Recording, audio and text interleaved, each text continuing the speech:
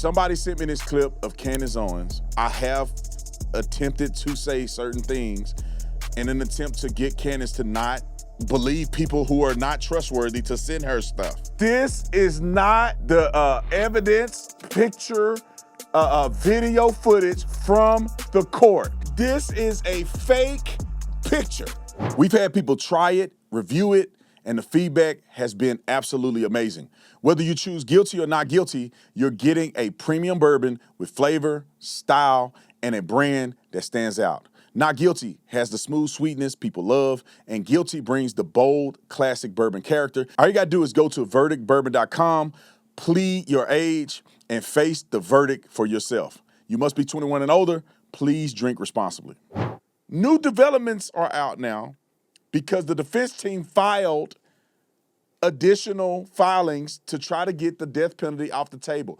I want you guys to know that yours truly has said this from the beginning, not because I'm an oracle, it's because I have enough common sense to understand what facts are before I start running my mouth. This is a death penalty case.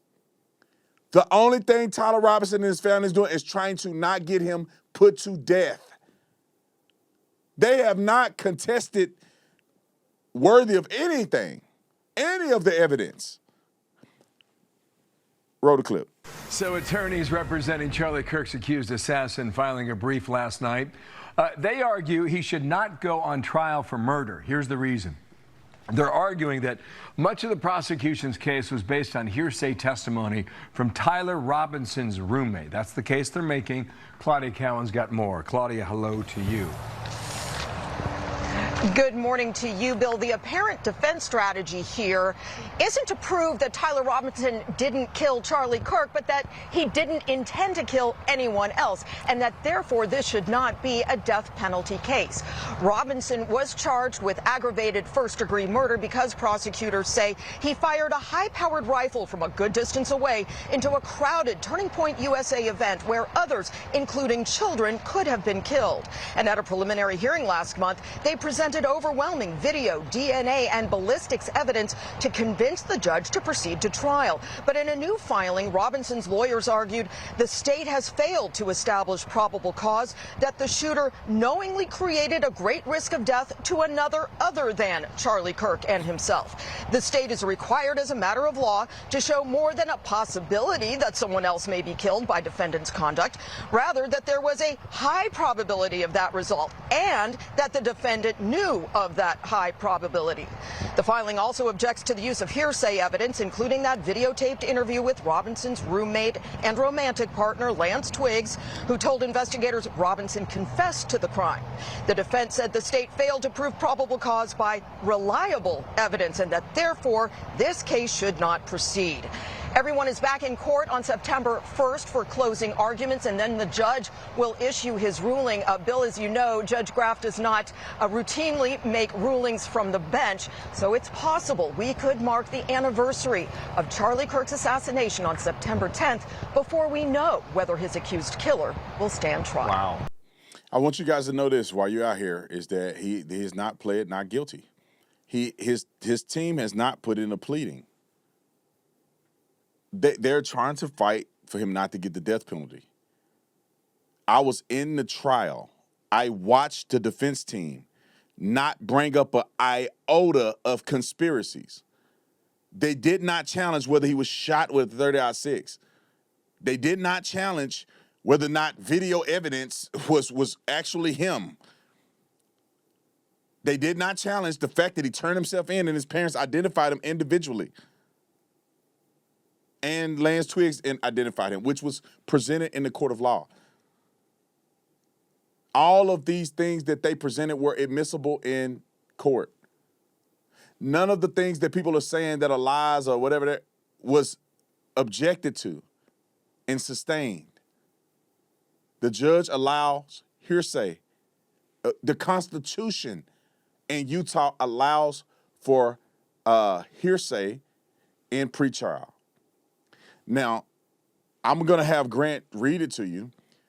1102 was presented 1,000 times in court. Defense objected to it a few times.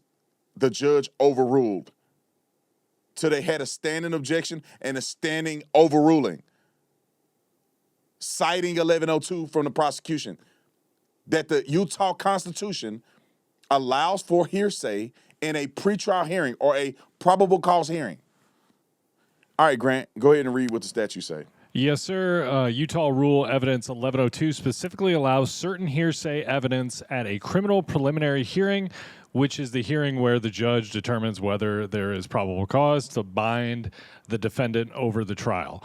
The current rule, which is effective May 2025, says reliable hearsay is admissible at criminal preliminary examinations, and the Utah Rule Criminal Procedure 7B goes even further by stating the findings of probate cause may be based in whole or in part on reliable hearsay. Reliable hearsay. I wanted him to read the caveat. Not just hearsay, but reliable hearsay. That means that if you put somebody on a stand, they have to have reliable credentials, meaning that this person was a part of the investigation and is a credentialed person in law enforcement.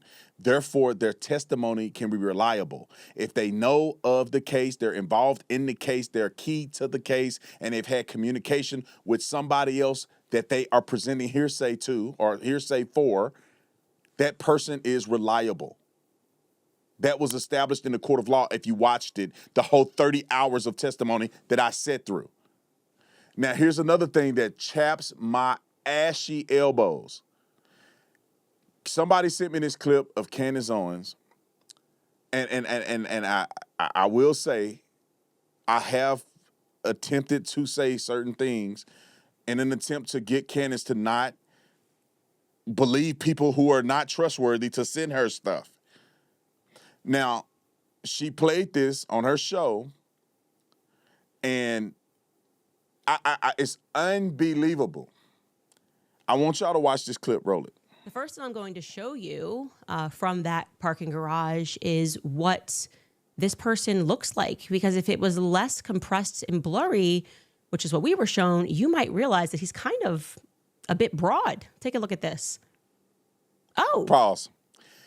I put my life on this. My life, my kid's life.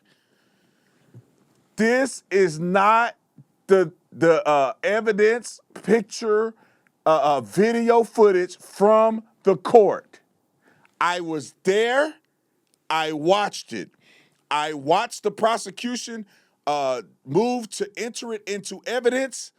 It was admissible into evidence. The judge permitted it. The defense did not object to it. No one argued that this was enhanced or anything was afoot. This was authentic video, verified and accepted by both the prosecution and defense. This is a fake picture. This is fake. Fake. Everybody that was in the court saw this. A matter of fact, this is not some super spooky, top secret nothing. I don't know why people are confused by this, because most people are either lying to you or you didn't watch the trial.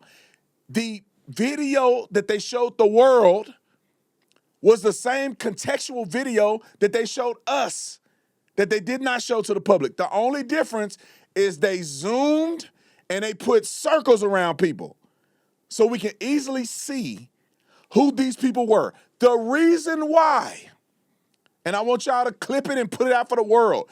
The reason why there is a video that was presented to the public and there was a video that was not presented to the public is because the defense argued that any level of enhancements can be biased, although they are the same basic footage. The prosecution argued that the only difference is that we zoomed it and we put circles around it so you can identify the people that we're talking about. Nothing was altered on the video. The judge said, I'll play the unenhanced for the world to see, and we will not display the one that was enhanced, because the world can enhance whatever they want with the base footage. Erica Kirk, as a victim advocate for her husband, and her attorney argued that in the courtroom, there's a big screen TV that's like 40, 50 feet away from where we're sitting. And if the video isn't zoomed, we can't see it very clearly. It is not fair that the victim advocate is in court and cannot observe evidence in a fair and reasonable way. So the judge ruled, although we put out the first video for the world to see, the enhanced version will play it for people who are in court. It wasn't only Erica, it wasn't only a few people, it was the entire court, but not disseminated to the world. We watched the video together. It was zoomed in enough for us to see certain things. Put the picture back up there. This was not a video or picture presented in court. Whoever sent this to Candace Owens, you are lying and you're deceiving people. I don't know what you didn't enhance this with, but this is not what we saw in court. Play the clip. And I want to be clear, we did not edit these in any way. Okay? This is no editing. We're not making him, it's not compressed. This is Tyler Robinson? Time out. Candace says she didn't edit it.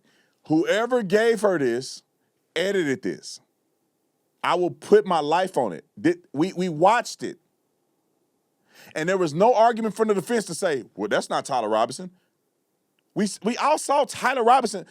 We see the boy in court right here. He's right here.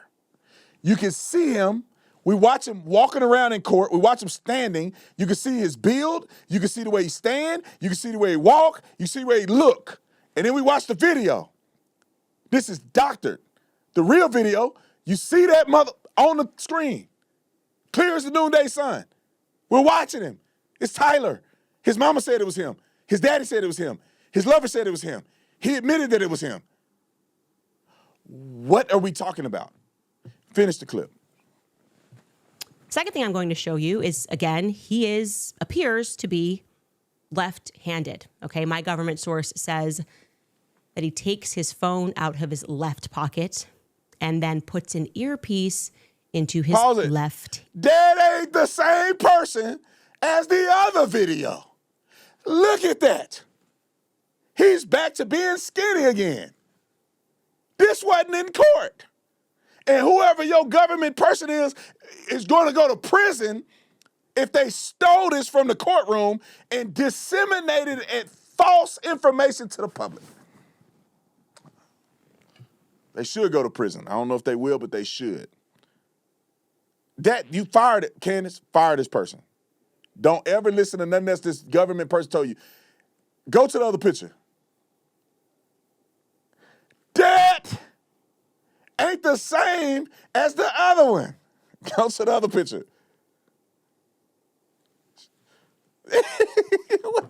What are we talking about? What are we talking about? Play the clip. Okay. That government source feels confident that this person is left-handed. Wow, what a silly mistake, right? You plan everything and then just forget that everyone's got to be right-handed. Oops. That's a big uh-oh, actually. It might require you to intentionally degrade and blur footage when you go, ooh. Time out. Candace, I love you, sis. I love you. You know I love you. But what are we talking about here? Even if the argument in this from your source is something to do with his right or left hand, no one on planet Earth will never use their left hand to put an earbud in. So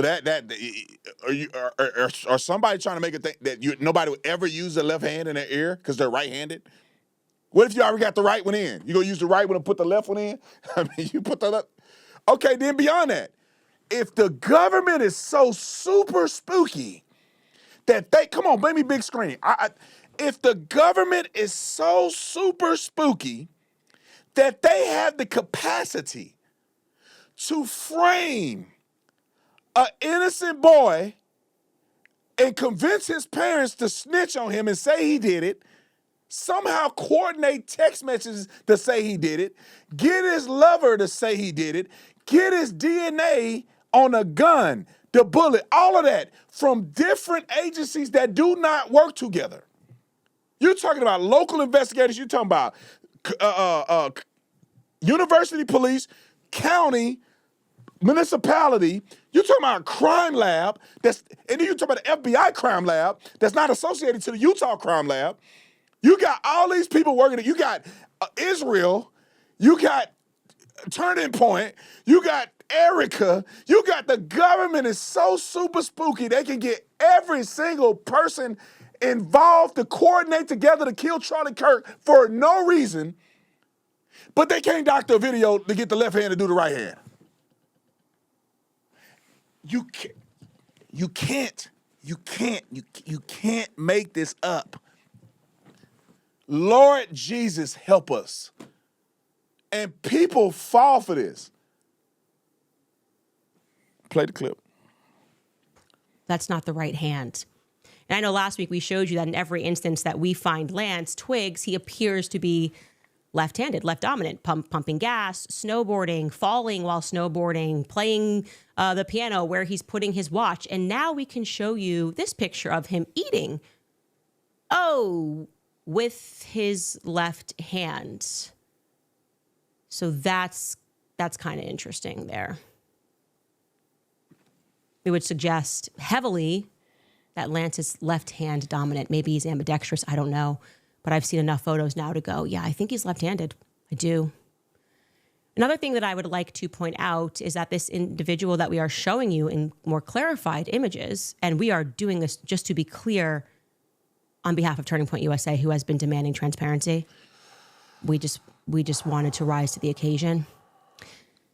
But what also becomes clear is that he seems to be wearing, and this is a big one, high white socks of some description. Take a look.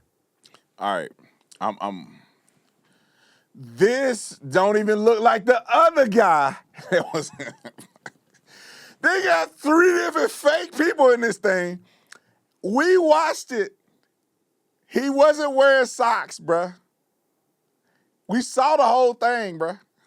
Everybody saw it. If you go back, look at the trial that was presented. We played the whole trial. Go back to my channel, look at the trial, fast forward till we get to this part, take that video, because that's the authentic video they showed the world, zoom it in. Like, y'all, let me just say this.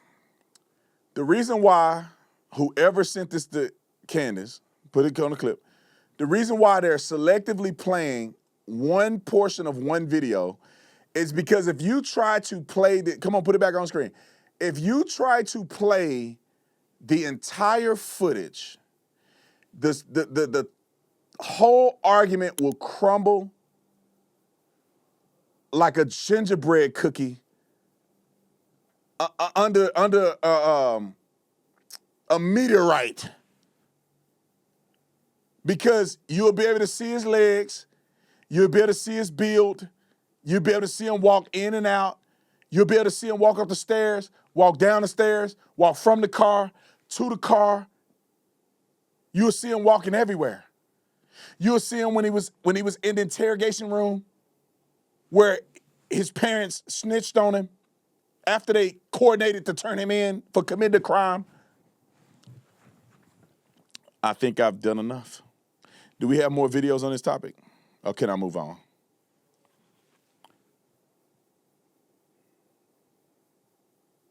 Okay, let's play the video, the one that's presented in court. All right, let's see if this looked like what they were saying. Roll it.